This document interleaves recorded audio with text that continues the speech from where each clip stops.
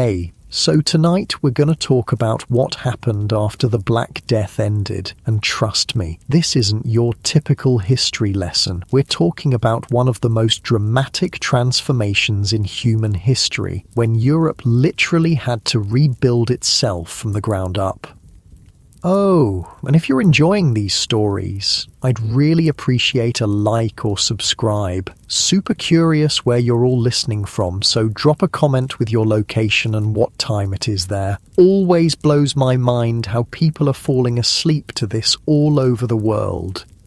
Alright, find that cozy spot, take a nice slow breath, and just let your body sink into whatever you're lying on. We're heading back to 1453, and trust me, you're going to be real grateful for that mattress by the time we're done.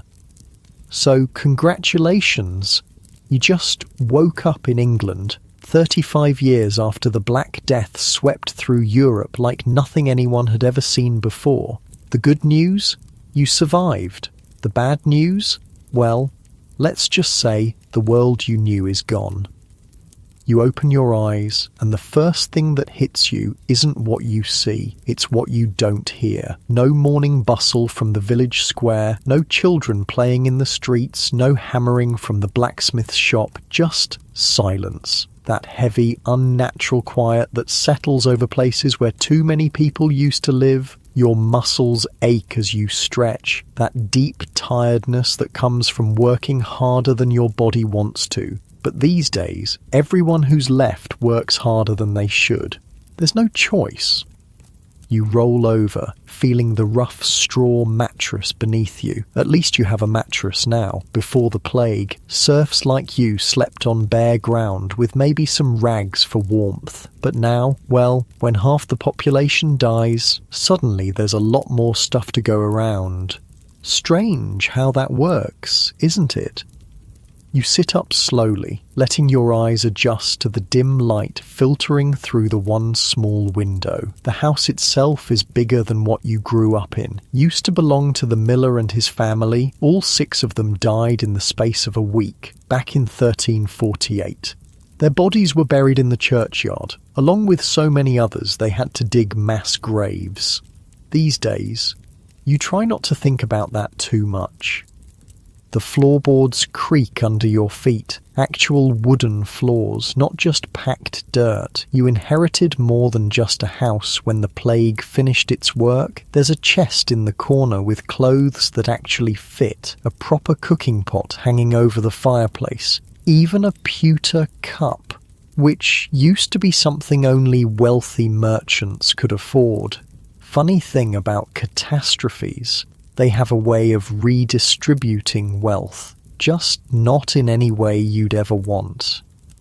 You pull on your tunic, wool, instead of the rough hemp you wore before. It's a good feeling, warm against your skin, but there's always that little voice in the back of your head reminding you that this tunic used to belong to someone who died choking on their own blood.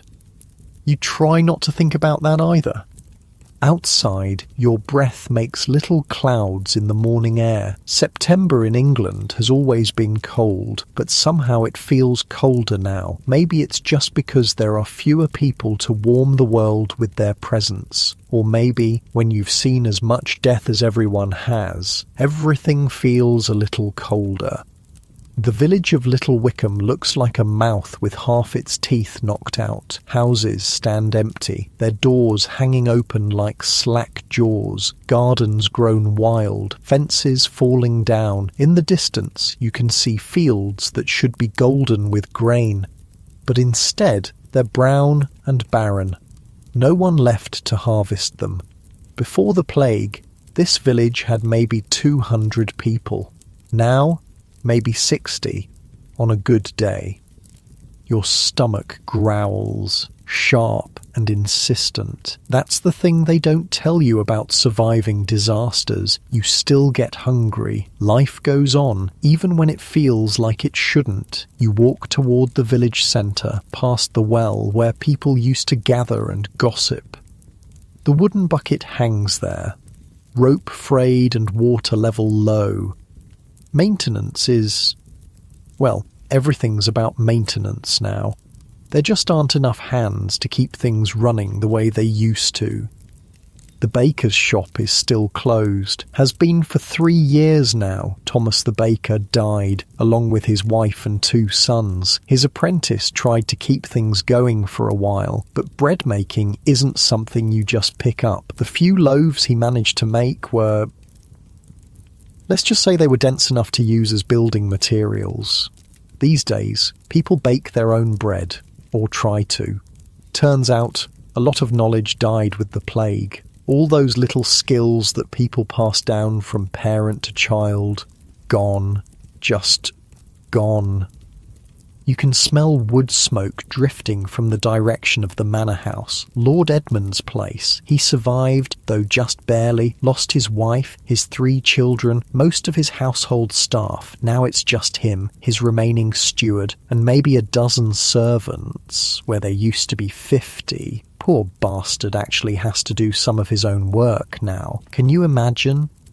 But here's where things get interesting, and this is the part that would have been unthinkable before the plague. You're not going to bow and scrape when you see him. You're not going to tug your forelock and mumble, "Yes, my lord," and "No, my lord," like your father did. Because Lord Edmund needs you, more than you need him. See, when half the population dies, suddenly the people who are left become very, very valuable. Supply and demand, medieval style. Your feet crunch on the frost-covered grass as you make your way toward the manor. Today's the day you're going to ask for more money. 3 months ago, you would have been whipped for even thinking such a thing, but 3 months ago, Lord Edmund had other options. He doesn't anymore. The manor house looms ahead. Stone walls that used to seem so imposing, now they just look like expensive walls around an increasingly empty house. Most of the windows are shuttered. No point heating rooms nobody uses. You rap on the heavy wooden door. 3 sharp knocks that echo in the morning stillness. Footsteps approach, slow and measured. The steward opens the door. Richard, a man who used to have 3 assistants, now he does everything himself. "Morning, Thomas," he says. His voice carries that particular weariness that everyone has now, the exhaustion of people trying to do too much with too little. "Morning, Richard. Need to speak with his lordship." Richard raises an eyebrow. "Before the plague..."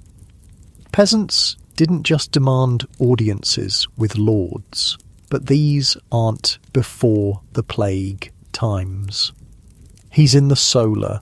I'll let him know you're here." You wait in the great hall, and even here you can see how much has changed. The tapestries are dusty. There's no one left to maintain them properly. The long tables where dozens of people used to eat, most of them pushed against the walls and covered with cloth. Lord Edmund appears at the top of the stairs. He's smaller than you remember, thinner. The plague didn't kill him, but it aged him 20 years in 5. His clothes are fine, but they hang loose on his frame. Even the rich don't eat as well as they used to. "Thomas," he says, coming down the stairs with careful dignity. "Richard says you wanted to speak with me." "Aye, my lord, about my wages." The words hang in the air between you. A year ago, hell, 6 months ago, this conversation would have ended with you in the stocks. But Lord Edmund just sighs, like a man who's had this conversation too many times already. "What are you making now? 2 shillings a week?"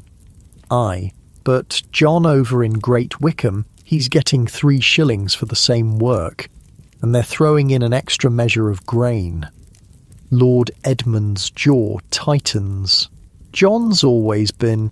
He stops himself, takes a breath. "What exactly are you asking for?"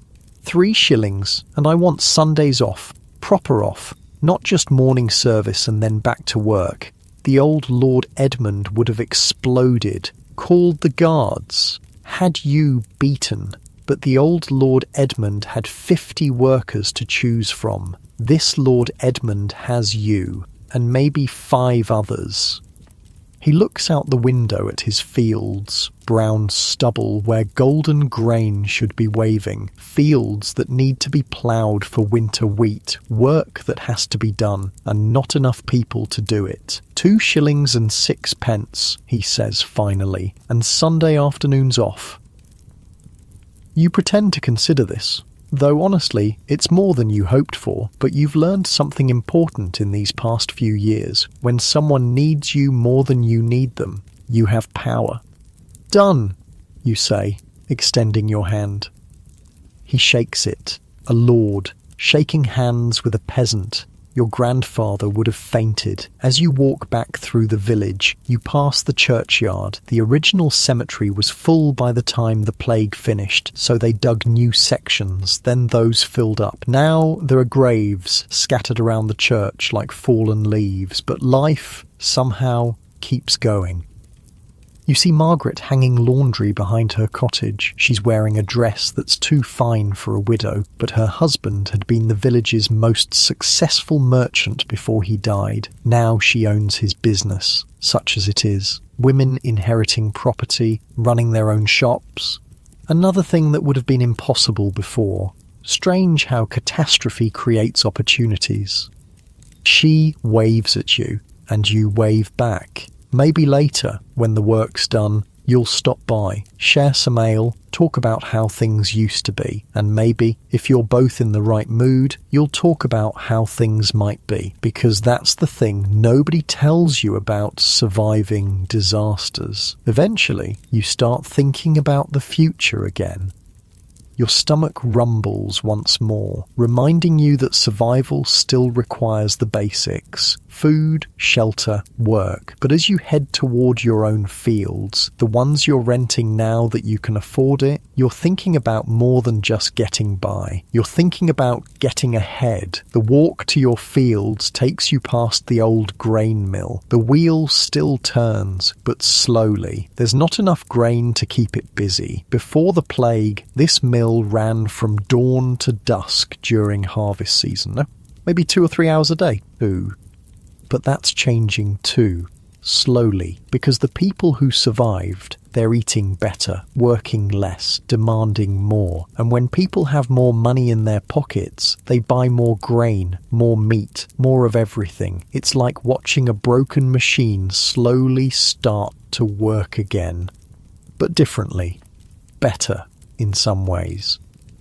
Your fields stretch out before you, not huge, but yours, well, rented, but at terms that your father never could have imagined. Lord Edmund was so desperate for someone to work this land that he agreed to let you keep 60% of what you grow. Before the plague, a peasant might keep 20% if he was lucky. The soil is dark and rich, ready for winter planting. You run it through your fingers, feeling the potential there. This land could feed a family, with enough left over to sell at market, maybe even enough to buy that piece of property down by the river that's been sitting empty since the Hartwell family died. Because here's what nobody expected when the plague finished killing people. It left behind a world with abundant land and scarce workers. And for the first time in centuries, that meant ordinary people had choices. You spend the morning breaking ground for winter wheat, the wooden plough cutting clean furrows in the earth. It's good work, honest work, but it's also chosen work. You're here because you want to be, not because some lord commanded it. That makes all the difference. Around midday, you stop for bread and ale. The bread's your own. Made from grain you grew yourself. It's dense, a little burned on one side, but it's yours, and that makes it taste better than any bread some baker ever made. As you eat, you watch smoke rising from chimneys around the village. Fewer chimneys than before, but the ones that are lit burn brighter. People heat their homes better now, eat heartier meals, wear warmer clothes. The plague took everything, but it also left everything behind. For the survivors. You finish your meal and get back to work. The afternoon sun is warm on your shoulders as you guide the plough through another furrow. In the distance, you can hear Margaret's children playing. They're some of the few children left in the village, and their laughter carries farther now that there's less noise to compete with. It's a lonely sound, but not entirely sad, because those children, they're growing up in a world where a peasant can negotiate with a lord, where a widow can run a business, where someone born in a one-room hovel can end up farming their own fields. That's worth something, isn't it? As the sun starts to sink toward the horizon, you clean your tools and head home to a house that's bigger than where you grew up, home to a supper that'll be better than what your parents ever ate, home to a life that while born from tragedy, is undeniably better than what came before. Tomorrow, you'll plant more wheat. Next week, you'll probably have another conversation with Lord Edmund about wages or working conditions. Next month, maybe you'll make an offer on that property by the river. Because the world ended, and then it began again. Different, smaller in some ways, but somehow bigger in others. And as you settle into bed, pulling warm wool blankets up to your chin, you think about your children, the ones you might have someday. They'll grow up in a world where people like you, people who work with their hands and sweat for their bread, actually have a say in how things go. That's not nothing. That's everything, really. Your eyes grow heavy as the village settles into its quiet evening rhythm. Fewer voices than there used to be, but somehow the ones that remain carry more weight. The Black Death took everything, but what it left behind was possibility. Word spreads fast in small villages, especially when it's bad news for the people in charge. By autumn, 3 other peasants in Little Wickham have demanded raises and gotten them. Margaret's hired 2 of her neighbours to help with the merchant business, paying them wages that would have seemed impossible just a few years back. But here's where things get complicated. King Edward's court down in London has been hearing stories about peasants getting uppity, stories about lords paying outrageous wages, stories about the natural order of things getting turned upside down. And the king, well, he's not happy. You hear about it first from a travelling tinker who stops by the village in late October, his cart's loaded with pots and pans, but more importantly, he's loaded with news from the wider world. Parliament's passed a new law, he tells you as you examine a copper pot. Statute of Labourers, they're calling it. Says no worker can demand more than they were paid back in 1346. Before all the dying started. You set the pot down, feeling something cold settle in your stomach. What's that mean exactly? The tinker glances around, making sure no one's listening. Means if they catch you asking for higher wages, they can put you in the stocks, brand your face. Some places, they're hanging folks. The copper pot suddenly feels very heavy in your hands. Course, the tinker continues, lowering his voice. Law's one thing, enforcement's another. Hard to punish a man when you need him to harvest your grain? That night, you lie awake listening to the wind rattle your shutters. The house feels less secure now, less like shelter and more like a target, because that's the thing about progress. It always makes someone angry. Next morning brings frost and bad news. Lord Edmund's steward shows up at your door before sunrise, his face grim as winter soil. His lordship wants to see you, now. The walk to the manor feels different this time, longer, more ominous. The stones under your feet seem to whisper warnings, and your breath comes out in sharp puffs that disappear too quickly in the cold air. Lord Edmund's waiting in the great hall, but he's not alone.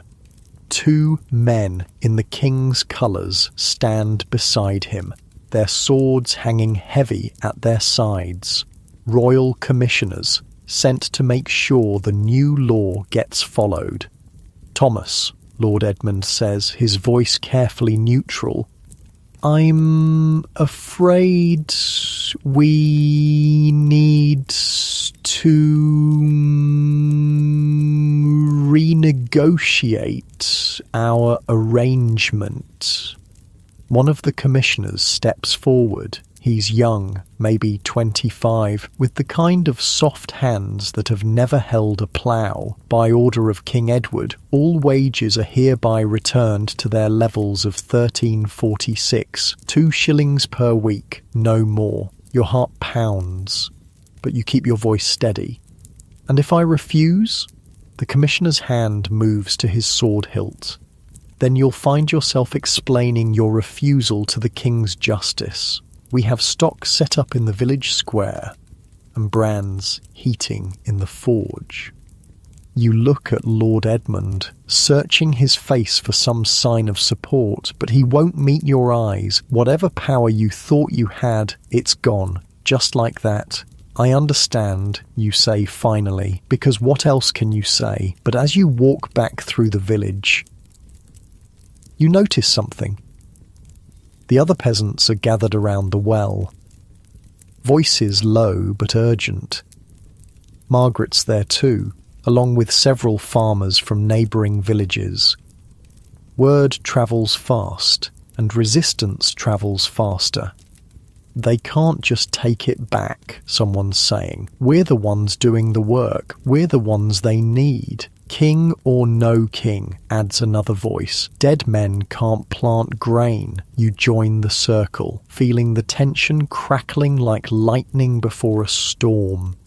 These are people who've tasted freedom, and they're not eager to give it up.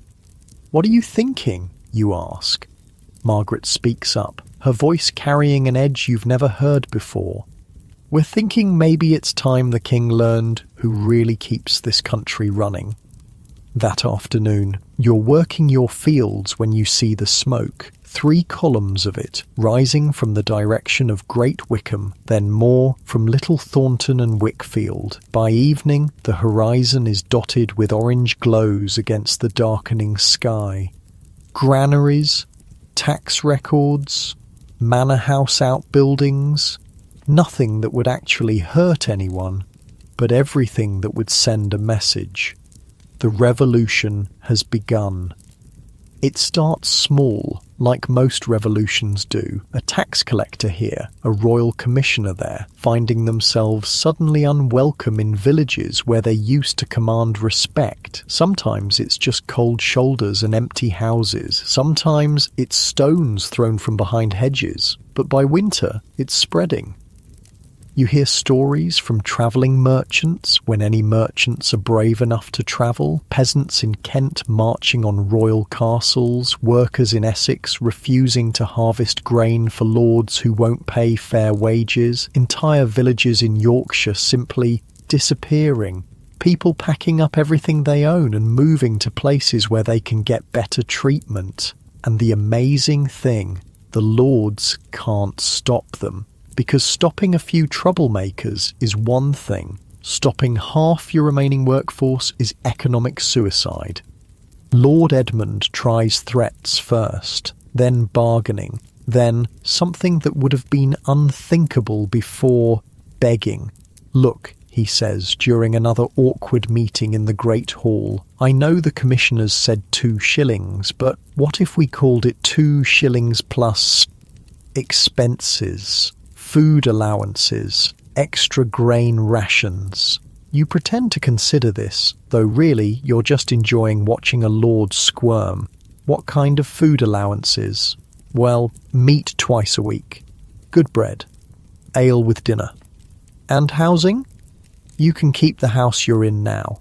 No rent. It's not everything you had before, but it's something, and more importantly, it proves that laws are just words on parchment when reality doesn't cooperate. You shake his hand again, and this time his grip is desperate. Winter settles over the village like a heavy blanket, but it's a restless kind of quiet. Letters arrive at the manor with increasing frequency, carried by nervous messengers who don't stay long, reports from other parts of the kingdom, most of them bad news for anyone wearing a crown. The thing is, when you kill half the population, you don't just lose workers, you lose the social fabric that held everything together, the unquestioned authority, the ancient assumptions about who belongs where, and once people start questioning those assumptions, well, it's hard to get them to stop. Spring brings news of larger uprisings. Not just local disputes over wages, but organised rebellions with leaders and demands and actual armies. Peasants who've decided they're tired of being peasants.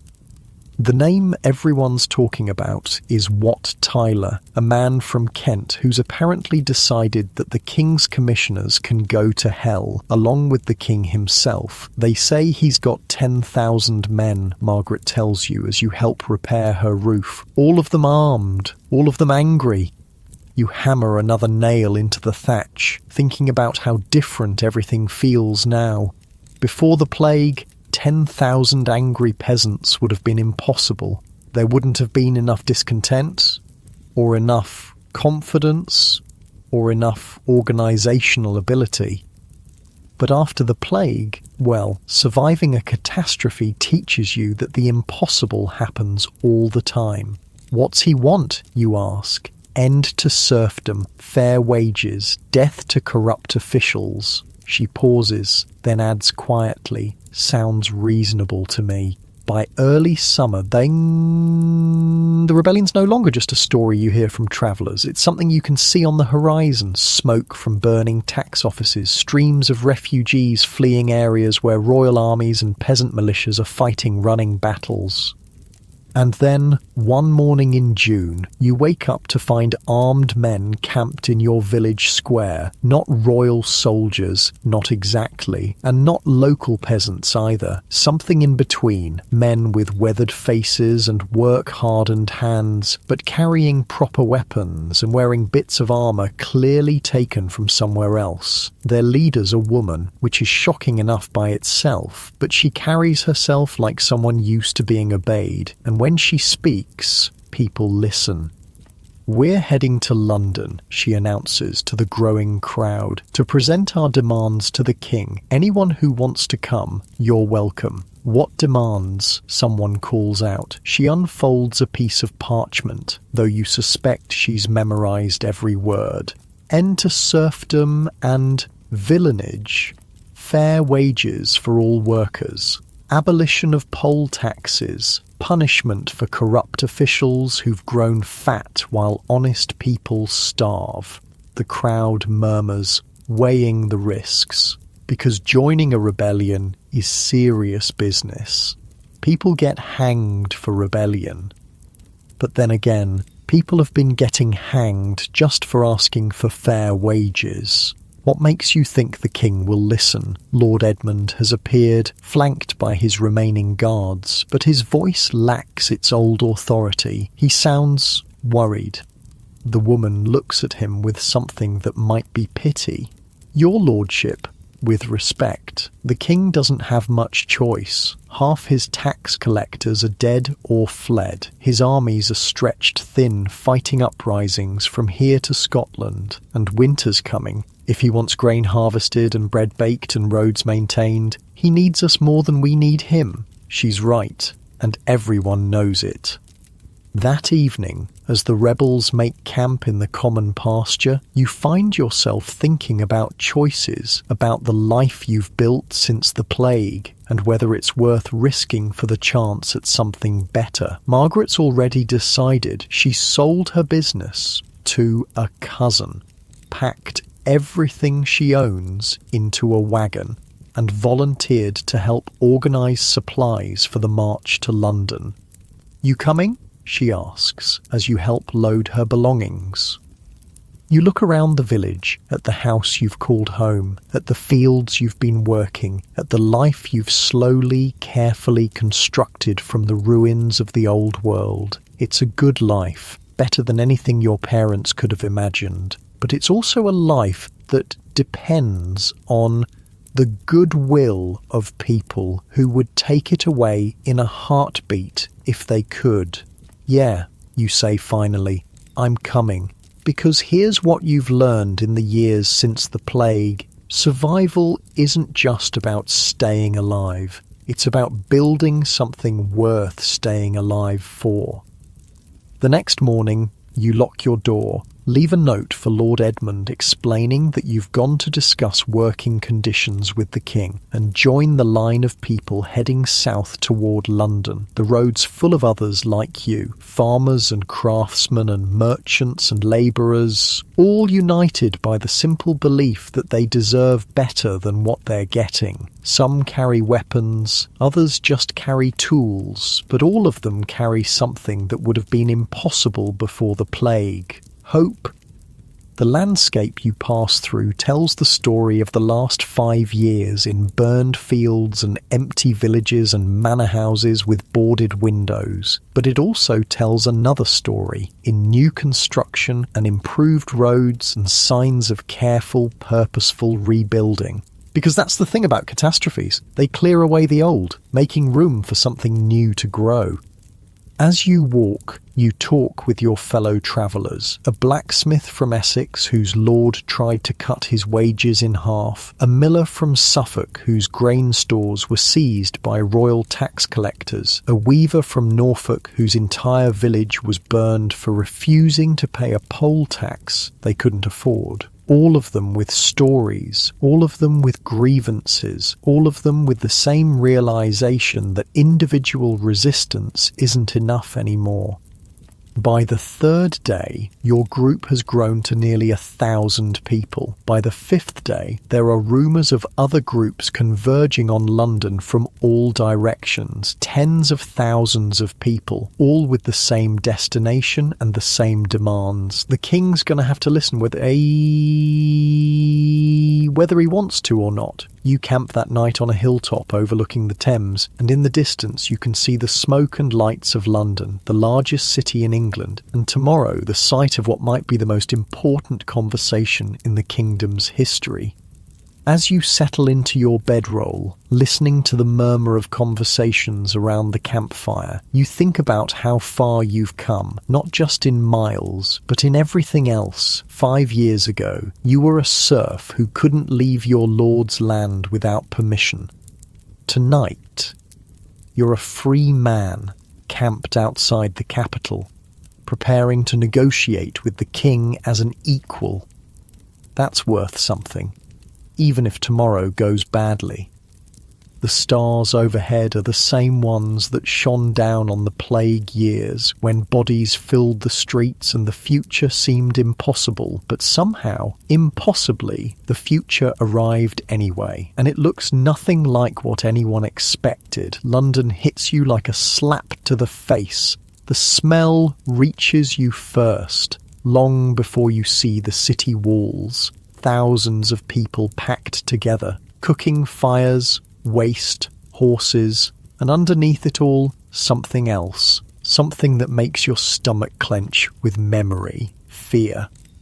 You crest the final hill on June 13th, and there it is, the greatest city in England spread out below you like a sprawling beast. Stone walls, church spires, the tower looming over the Thames like a giant's fist, and surrounding it all, camps, thousands upon thousands of people just like you, peasants and craftsmen and labourers who've walked hundreds of miles to have a conversation with a king. Jesus, breathes the blacksmith walking beside you. Look at them all. The camps stretch for miles along the river. Banners flutter in the morning breeze, most of them homemade, bearing symbols you recognise from your own village. The cross of St. George, tools of various trades, and here and there more ominous signs. Nooses, headless crowns, slogans painted on rough cloth. Death to traitors. When Adam delved and Eve span, who was then the gentleman? Your group finds space on a hillside called Blackheath, where the Kent rebels have gathered under their leader. Wat Tyler's smaller than you expected, maybe 40 years old, with the kind of weathered face that speaks of hard work and harder decisions. But when he talks on more, listen. Brothers, he says, his voice carrying across the camp without strain. Tomorrow we enter the city, not as conquerors, but as free men seeking justice from our king. Cheers rise from the crowd, but Tyler raises his hand for quiet. Remember, we're not here to destroy, we're here to build, to tear down the corrupt system that's kept us in chains and replace it with something fair, something human. You find yourself nodding along, caught up in the hope and energy of the moment. Around you, faces shine with something that's been missing from English villages for too long. Possibility. That night, you barely sleep. The excitement is infectious, crackling through the camp like lightning. People share food, stories, dreams of what comes next. A miller from Canterbury talks about starting a cooperative where workers share the profits. A weaver from Dover imagines guilds run by craftsmen instead of wealthy merchants. But underneath the hope, there's tension. Because everyone knows that what happens in the next few days will determine whether this ends in triumph or massacre. Dawn breaks grey and misty over the Thames, and with it comes movement. Thousands of people breaking camp, gathering belongings, forming loose columns that stretch back toward the horizon. The march to London begins. You walk with Margaret and the blacksmith. Part of a river of humanity flowing toward the city gates. The guards at Aldgate take one look at the approaching crowd and simply step aside. Smart men. London's streets are narrow, twisting, designed for maybe a few hundred people at a time, not several thousand. The crowd spreads out like water finding its level, filling every available space, and the city responds. Some Londoners slam their shutters and bar their doors. Others lean out of windows, cheering, throwing bread and coins. A few brave souls actually join the march.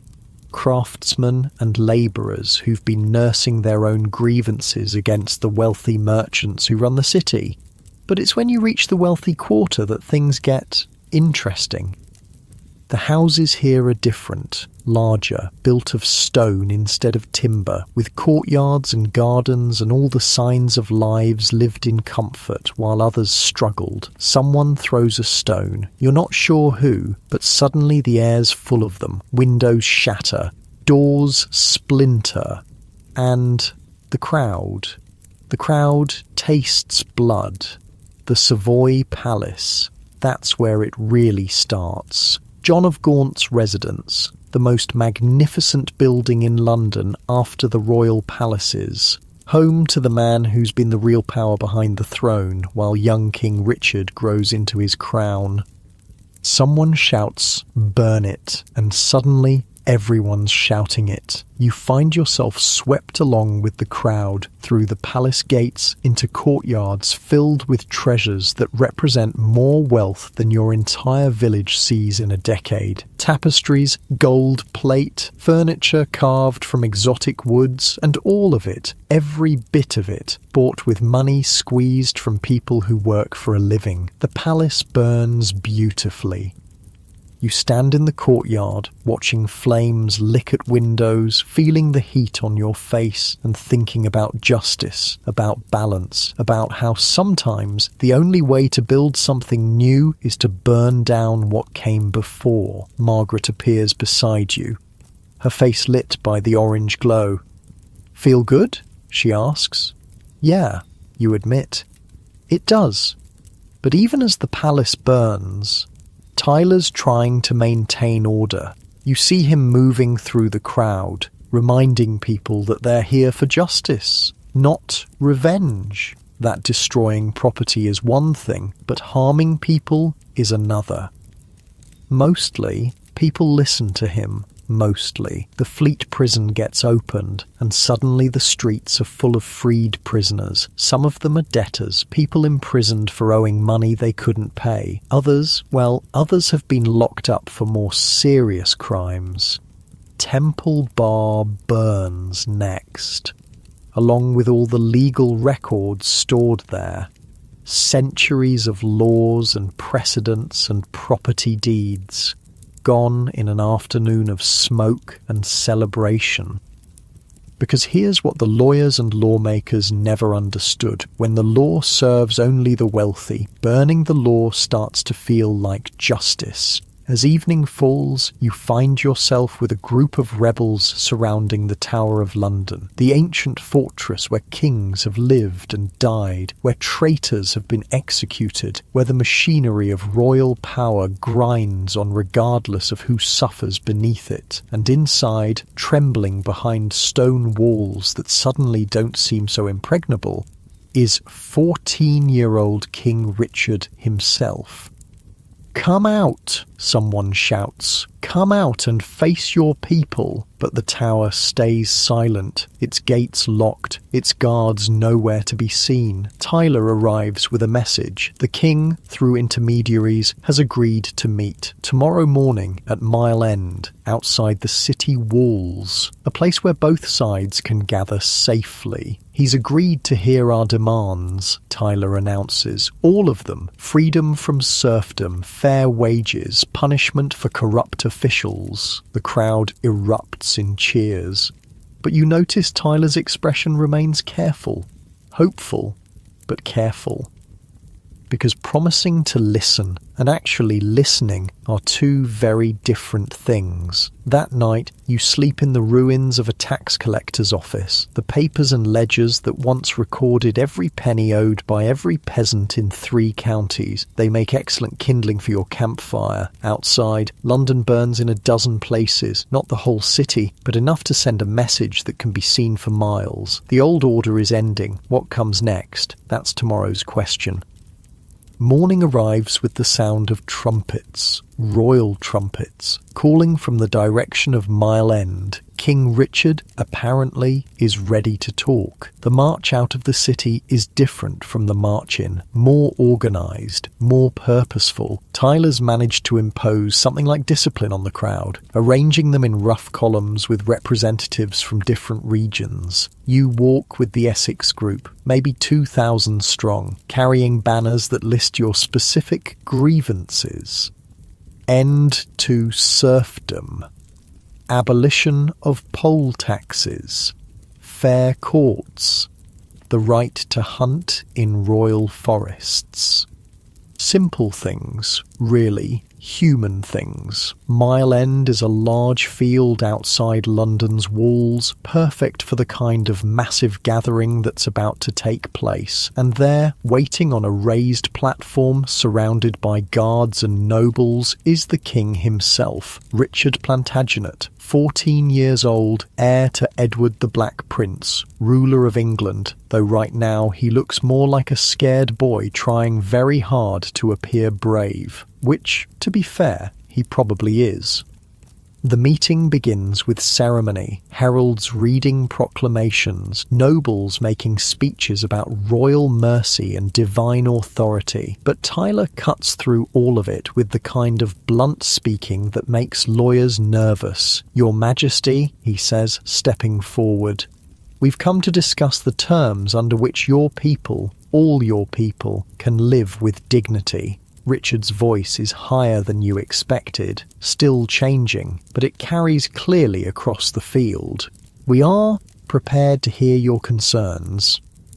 What follows is the most extraordinary conversation in English history, a king negotiating with peasants as equals. Tyler presents the demands, one by one: end to serfdom and villanage, freedom for all bondmen, reduction of rents to reasonable levels, amnesty for all rebels, charters guaranteeing these rights in perpetuity. And Richard, young, scared, but apparently well advised, agrees to all of it. Every single demand. The crowd erupts. People weep, embrace, fall to their knees in gratitude. You find yourself shaking, overwhelmed by the magnitude of what just happened. Serfdom ended. Just like that, with words on parchment and a royal seal, scribes begin copying charters immediately, documents that will be carried back to every village and town, proof that the old system is dead and something new has been born. You're handed a charter, the parchment still wet with ink, bearing the royal seal that makes it law. Freedom, spelled out in Latin and English, official as sunrise. Margaret's crying, and you realise you are too. But even as the celebration begins, you notice something. Tyler's not celebrating. He's watching the king and the nobles around him with the careful attention of a man who knows that promises made under pressure are easily broken once the pressure's gone. And he's right to be careful, because while this meeting's happening, while charters are being written and hands are being shaken, other things are happening too.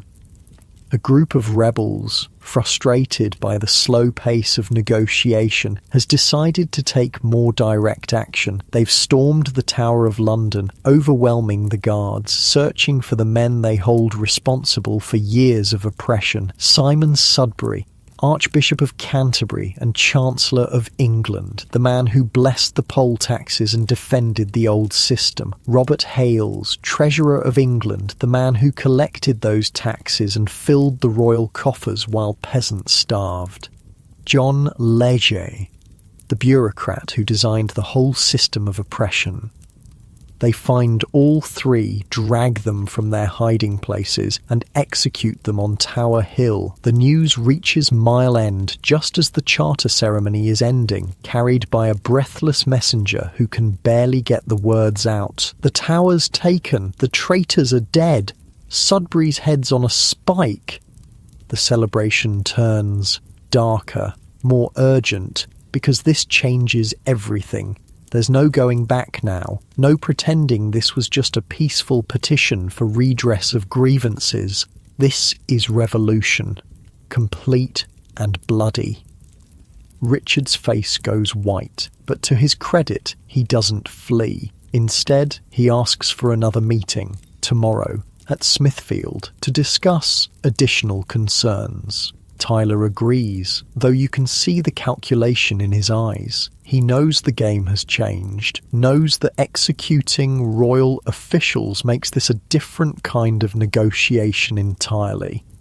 That night, camped again outside London, the mood is strange, jubilant and terrified in equal measure, because everyone understands that they've crossed a line. There's no peaceful resolution anymore. Either the rebellion succeeds completely or it fails catastrophically. No middle ground. You lie awake, listening to the murmur of conversations around the camp, thinking about the charter folded carefully in your pack, freedom, written in royal ink on royal parchment, but also thinking about the heads on pikes at the tower, and what they mean for anyone who's taken part in putting them there. Tomorrow's meeting at Smithfield will determine whether you go home as free men or whether you die as traitors, and honestly, you're not sure which is more likely. The stars overhead are the same ones that shone down on your village back when this all started with a simple request for fair wages, but somehow, impossibly, that simple request has become something much larger, a demand that England itself change or burn in the attempt. Either way, there's no going back to the way things were. The old world died with the plague, and tomorrow you'll find out whether the new world gets to live. Smithfield feels different. Where Mile End had been open, welcoming, a place where equals could meet and talk, Smithfield feels like a trap. It's smaller, more enclosed, with too many places for armed men to hide. You notice these things now, after a week of revolution. Your eyes have learned to see threats, to calculate distances to exits, to recognise the difference between a nervous guard and a dangerous one. The king arrives with more soldiers this time, a lot more. They ring the field in neat formations, supposedly for protection, but you can't shake the feeling they're there for a different kind of protection entirely. Richard looks different too, less like a scared boy, more like someone who spent the night getting advice from people who know how to deal with troublesome peasants. Wat Tyler steps forward, and you can see the tension in his shoulders. He knows this isn't going to go like yesterday's meeting, but he's committed now, too far in to back down. Your Majesty, Tyler begins, we've come to discuss additional terms, but Richard cuts him off. The terms discussed yesterday are sufficient. We suggest you return to your homes and trouble us no more. The words hit the crowd like a physical blow. Yesterday's promises, suddenly conditional, suddenly negotiable. Tyler's voice hardens. With respect, Your Majesty, those terms didn't address everything. We need guarantees, real guarantees, and we need them in writing, with penalties for anyone who tries to reverse them. You need, Richard's voice carries a new edge. You forget yourself, Tyler. We are your king. You do not make demands of us. The crowd behind you stirs, restless, sensing the shift in mood. Yesterday they were citizens petitioning their ruler. Today they're rebels facing judgment. Tyler takes another step forward, close enough now that you can see the sweat on his face despite the cool morning air. Your Majesty, we're reasonable men. We've shed blood for what's right. We won't go home empty-handed. Blood, Richard's voice rises. You speak of blood. You murdered our chancellor, our treasurer, men who served the crown faithfully. Men who served themselves, Tyler shoots back, while honest people starved. The space between them crackles with tension. Two men representing two completely different ideas about how the world should work, and around them, thousands of people waiting to see which idea wins. That's when it happens. Tyler, frustrated by the king's sudden coldness, makes a gesture. Maybe he's reaching for his sword. Maybe he's just emphasizing a point. Maybe he's trying to demonstrate something. It doesn't matter. William Walworth, Lord Mayor of London, sees Tyler's hand move toward his weapon and decides he's seen enough. His sword comes out in one smooth motion, catching Tyler in the neck before anyone can react. Tyler staggers, blood spraying, his eyes wide with shock. He takes two more steps, reaches out toward the king as if to say something, and collapses, dead. Just like that, the silence stretches for maybe 3 heartbeats, long enough for everyone to understand what just happened. Then, chaos. The crowd surges forward, screaming for vengeance. Swords come out, bows are drawn. The careful discipline Tyler had imposed, gone in an instant. And that's when Richard does something extraordinary. He spurs his horse forward, directly into the mob, his young voice cutting through the screaming. "You shall have no captain but me!" The words are perfectly chosen, perfectly timed, because these aren't anarchists or criminals. They're people who still believe in kingship, who still think their grievances can be addressed by appealing to royal justice. And here's their king, young and brave and apparently sympathetic, offering to be their leader. The crowd, incredibly, actually stops. "Follow me," Richard continues, his voice gaining strength. "I will be your king and your captain. Your grievances shall be heard. Justice shall be done." It's brilliant. absolutely brilliant, because instead of facing an angry mob seeking revenge for their murdered leader, he's created a situation where he's leading that mob, where their anger becomes his to direct. The crowd follows him away from Smithfield, away from Tyler's body, to an open field where they can be properly surrounded by royal troops. And once they're there, once they're isolated and outnumbered, Richard's true intentions become clear. "Men of Essex, Kent and Suffolk," he announces, his voice now carrying total authority. "You have been deceived, led astray by traitors and rebels, but we are merciful. Return to your homes now, and we will forgive your momentary confusion." The crowd murmurs, uncertain. Some of the rebels are nodding, ready to accept the offer. Others look suspicious, sensing the trap. "What about the charters?" someone calls out. "What about our freedom?" Richard's smile doesn't reach his eyes. Those agreements were made under duress. Contracts signed with a sword at one's throat have no legal standing. And there it is. The betrayal, complete and final. You feel something cold settle in your stomach as the full magnitude of the situation becomes clear. There's no going home as free men. There's no peaceful resolution. There's only whatever comes next. Some of the rebels break and run immediately, scattering toward the edges of the field. Others try to maintain formation, to negotiate, to salvage something from the wreckage. But the royal troops are already moving, surrounding groups of rebels, separating leaders from followers, beginning the systematic process of turning a political uprising into a criminal conspiracy. You grab Margaret's hand. "We need to go, now." "What about the others?" "The others are finished. We stay. We're finished too." You slip away during the confusion, moving toward the edge of the field where the encirclement isn't quite complete yet. Behind you, you can hear shouting, the clash of weapons, the sound of a revolution dying in real time. The journey home takes 2 weeks. 2 weeks of travelling at night, hiding during the day, avoiding main roads where royal patrols might be hunting for rebels. The countryside tells the story of the crackdown, smoke rising from villages that supported the rebellion, bodies hanging from trees along major roads, burned farmhouses belonging to families whose men marched to London. King Richard, it turns out, is very good at holding grudges.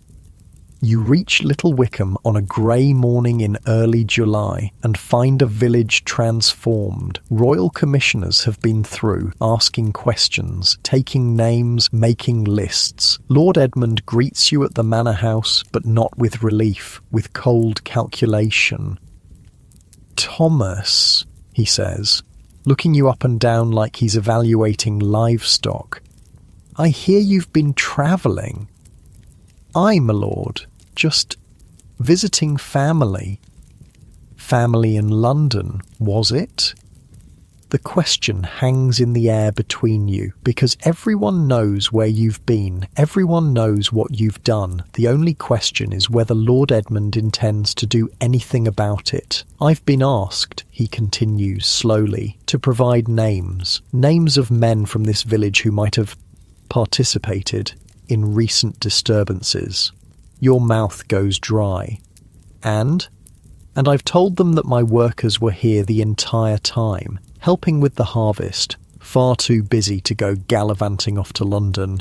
Relief floods through you, but it comes with a price tag attached. "Of course," Lord Edmund adds, "busy workers deserve appropriate compensation. I'm thinking 18 pence a week. No more requests for raises, no more negotiations. Take it or find yourself explaining to the King's Justice why you happen to be away from the village during the recent unpleasantness. 18 pence, less than you were making before the rebellion, less than you'd negotiated after the plague, but more than nothing, which is what you'll get if you're hanged as a traitor." 18 pence sounds fair, you say. Because what choice do you have? The months that follow are quiet. Dangerously quiet. The kind of quiet that comes when people are afraid to talk, afraid to complain, afraid to do anything that might bring unwanted attention. The rebellion's leaders are hunted down systematically. Some are executed publicly, their heads displayed on spikes as warnings. Others simply disappear, their fate left to imagination. The promises made at Mile End, forgotten. The charters guaranteeing freedom declared null and void. The end of serfdom postponed indefinitely. On the surface, it's as if the rebellion never happened. But underneath, things have changed in ways that can't be undone. Because here's the thing about revolutions, even failed ones, they change how people think about themselves, about their place in the world, about what's possible. You work Lord Edmund's fields, but you don't work them the same way. There's a sullenness to it now, a resentment that wasn't there before. You do what's required, but no more. And when opportunities arise to cause small problems, equipment that breaks at inconvenient times, grain that somehow gets spilled, work that takes longer than it should, well, accidents happen. Other villages are experiencing similar accidents. Productivity drops across the kingdom, not dramatically but enough to be noticed, enough to matter. And the royal treasury, despite the crackdown, continues to struggle because dead peasants don't pay taxes, fled workers don't harvest grain, and sullen, resentful labourers don't work as hard as motivated ones. Winter brings news from London. Parliament's abandoned attempts to collect poll taxes, too expensive to enforce, too dangerous to pursue. The rebellion failed, but its central demand, the thing that started all the trouble, has quietly been achieved. Small victories. By spring, subtle changes are spreading through the kingdom. Lords are offering better terms to keep workers from fleeing. The church is preaching less about obedience and more about justice. Merchants are hiring workers at wages that would have been unthinkable just a few years back. Not because anyone changed their minds about the natural order of things, but because the natural order, after the plague, after the rebellion, simply doesn't work anymore. Margaret's doing well. She's opened a new shop in the next village over, buying and selling goods for travellers. Business is good, partly because she's smart, partly because she's one of the few people left with enough capital to take advantage of opportunities. Funny how things work out, she says one evening as you share ale by her fireplace. All that fighting, all that dying, and in the end, we got most of what we wanted anyway. Did we? Look around. You're paying lower rent than before the rebellion. I'm running my own business. The poll tax is gone. Lords are competing for workers instead of the other way around. She's right, in a way. The rebellion failed, but the world it was fighting for? That world arrived anyway. Slowly, quietly. Through 1,000 small adjustments and compromises, because that's how real change usually happens, not through grand gestures and dramatic confrontations, but through the steady, persistent pressure of people who refuse to accept the unacceptable. You think about Wat Tyler sometimes, lying in the dirt at Smithfield, blood pooling around his head. He died for nothing and everything. The immediate cause was lost, but the deeper cause, the thing he was really fighting for, that survived. Freedom isn't just a word on parchment, it's a way of thinking, a refusal to accept that some people matter more than others just because of where they were born, and once that idea gets loose in the world, it's very hard to put back in the bottle. Outside Margaret's window, you can see lights in houses across the village, people living their lives, making their choices, building their futures, not as serfs or bondmen, but as free people who happen to be poor. That's not nothing, that's actually everything. The plague took half the population of Europe. The rebellion that followed took hundreds more lives. But what emerged from all that death, what crawled out of the wreckage of the old world, was something unprecedented, a society where ordinary people had choices, where someone born in a hovel could end up owning land, where a widow could run a business, where a peasant could tell a lord no and live to talk about it. It wasn't the world Tyler dreamed of, but it was closer to that dream than anyone thought possible. Back when the dying started and the future seemed impossible, change comes slowly, then all at once, and sometimes, if you're very lucky, you get to live through the moment when everything shifts, when the old assumptions crumble, when new possibilities suddenly seem real.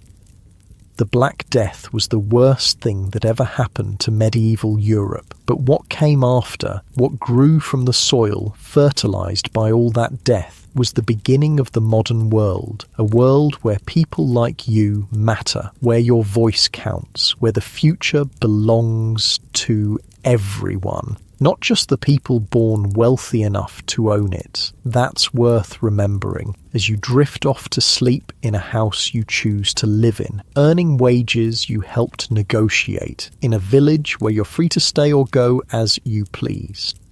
The revolution failed, but somehow, impossibly, you won anyway. Time has a funny way of healing wounds you thought would never close. It's been 15 years since the rebellion, 15 years since Wat Tyler died in the dirt at Smithfield, 15 years since you walked home from London with a price on your head and revolution in your heart. Now, you're 43 years old, you own your house outright, your fields produce enough grain to feed your family and sell at market. Your oldest son is learning to read, something that would have been impossible for someone of your class before the plague changed everything. And sometimes, on quiet evenings when the work is done and the village settles into its peaceful rhythm, you almost forget how the world used to be. Almost. But then something happens to remind you. A letter arrives from a cousin in Venice, or a merchant passes through with stories from France, or you catch sight of one of those strange new doctors walking through the countryside wearing their peculiar bird-like masks.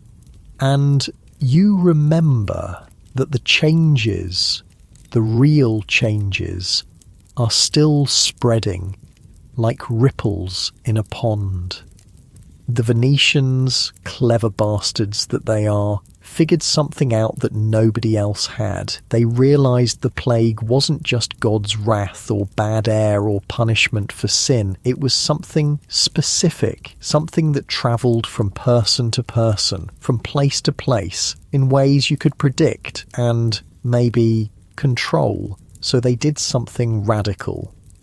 They built hospitals, not for treating people. There still wasn't much anyone could do for someone with the plague, but for keeping sick people away from healthy ones. Islands in their lagoon, dedicated entirely to isolation and quarantine. Quarantainer, 40 days.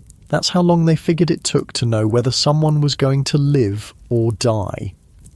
The idea spread, slowly at first, then faster as people realised it actually worked. Florence built lazarettos, Milan created quarantine houses, cities across Europe started treating disease like something you could fight instead of just endure. It was revolutionary in its own quiet way, because it meant people weren't just helpless victims anymore. They could take action, make choices, protect themselves and their families through knowledge and planning instead of prayer and hope.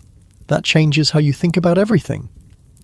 Your youngest daughter, born 5 years after the rebellion, has grown up in a world where diseases have causes, where doctors wear special clothes and carry medicines that sometimes actually work, where the arrival of plague in a neighbouring city means quarantine and precautions. Not just resignation to God's will, she expects the world to make sense, expects problems to have solutions, expects authority figures to justify their decisions instead of just demanding obedience. That's not how children thought before the plague, before the rebellion, before everything changed. Margaret's grandson is apprenticed to a painter now, not just any painter, but one of those new artists who've been emerging from the Italian cities, people who paint what they actually see instead of what religious authorities tell them they should see. It started with the plague, all this new thinking. When you've watched half your neighbours die for no reason, anyone can explain. When you've seen the most pious people suffer alongside the worst sinners, when you've buried children who never hurt anyone, well, it makes you question some assumptions about divine justice, about the natural order, about whether the people in charge actually know what they're talking about. The painters, the writers, the scholars, they're asking different questions now. Instead of, what does the church say about this? They're asking, what do we actually see? What can we prove? What makes sense? It's dangerous thinking, revolutionary thinking, and it's spreading. You see it in small ways, daily ways. The village priest still gives sermons about obedience and accepting your station in life, but fewer people nod along. More folks ask awkward questions about why God would let good people suffer while corrupt officials prosper. The manor house still dominates the landscape, but Lord Edmund spends more time negotiating with workers than commanding them, because he learned the hard way that people who don't want to work for you can usually find someone else who'll treat them better. The royal tax collectors still come around, but they're polite about it now, almost apologetic, because everyone remembers what happened the last time they got too aggressive about collecting money from people who couldn't afford to pay. Power, real power, has shifted in ways that are hard to see but impossible to ignore, from the top down to the bottom, from those who own to those who work, from tradition to innovation. You're seeing the birth of something entirely new, a world where ordinary people matter, where individual lives have value beyond their usefulness to wealthy landowners, where someone born in poverty might die in comfort. Not everyone, of course, not yet, probably not ever, but enough people for it to feel possible. And possibility, once people taste it, is addictive. Your son wants to be a lawyer. Can you imagine a peasant's son arguing cases in court, interpreting law, maybe even writing new laws? Before the plague, before the rebellion, before everything shifted, that would have been unthinkable. Now, well, stranger things have happened. The universities are different too. Still exclusive, still expensive, but no longer quite as rigid about who gets to attend. Scholarship students from merchant families, bright young men whose fathers work with their hands instead of inherited wealth. Knowledge, slowly, is becoming less of a monopoly. Books are still rare, still precious, but there are more of them than there used to be. Copying manuscripts is faster now, more efficient, and the topics, they're broader, less focused on religious doctrine, and more interested in practical things, medicine, engineering, astronomy, agriculture, how to actually solve problems instead of just explaining why God allows them to exist. You've learned to read a little yourself. Not much, but enough to puzzle through contracts and legal documents. Enough to know when someone's trying to cheat you with fancy language. Knowledge is power, and power, even a little bit, changes everything. The roads are better maintained now. Not because the king ordered it, but because merchants and travellers demanded it, because people who can afford to travel want safe, reliable routes, because local communities realised they could tax road usage and fund improvements themselves. Self-interest, properly organised, turns out to be a powerful force for positive change. Who knew? The markets are livelier too. More goods, more choices, more competition between sellers, which means better prices for buyers, better wages for workers, better opportunities for anyone clever enough to spot them. Margaret's doing very well indeed. Her trading business now spans 3 counties, dealing in everything from grain to metalwork to exotic spices from places you can't pronounce. She employs 12 people, pays them fair wages, and somehow still manages to turn a healthy profit. The secret, she tells you over wine that's considerably better than the ale you used to share, is treating workers like partners instead of property. Happy people work harder, satisfied customers come back, honest dealing builds reputations, and reputation builds wealth. Revolutionary thinking, but it works. The village itself has grown, not back to its pre-plague size, that'll probably never happen, but new families have moved in, younger people looking for opportunities, craftsmen attracted by the prospect of affordable land and lower taxes, new blood. New ideas, new ways of doing things. The church is different too. Father Michael still preaches on Sundays, but his sermons focus more on compassion and community service, less on obedience and eternal damnation. He's learned that people who've survived catastrophe want practical guidance, not threats about theoretical punishment. Plus, he needs the congregation's support more than they need his approval. Empty churches don't collect tithes. Even God's representatives have to adapt to new realities. But perhaps the most remarkable change, the one that would have been impossible to imagine 30 years ago, is how people think about the future. Before the plague, the future was predetermined. Fixed. You were born into a station in life and you died in the same station. Your children inherited your social position along with your debts. Progress was measured in generations, if it happened at all. Now people make plans, set goals, imagine their children living better lives than they did, believe that hard work and clever thinking can actually change outcomes. Hope, it turns out, is contagious. Your oldest daughter is married to a blacksmith's son who's saving money to open his own shop. Your middle son works as a clerk for a wool merchant, learning the business, planning to eventually start his own trading company. Your youngest wants to study medicine, to become one of those new doctors who actually heal people instead of just blessing them. 3 children, 3 different paths. All of them leading upward. That's not luck, that's not accident, that's the direct result of living in a world where social mobility, while still difficult, is at least possible. The Black Death created that world, not intentionally, not kindly, but definitively. By killing so many people, it broke the rigid social structures that had kept everyone locked in place for centuries. By creating labour shortages, it gave ordinary workers bargaining power they'd never had before. By demonstrating that traditional authority couldn't protect anyone from catastrophe, it opened space for new kinds of thinking.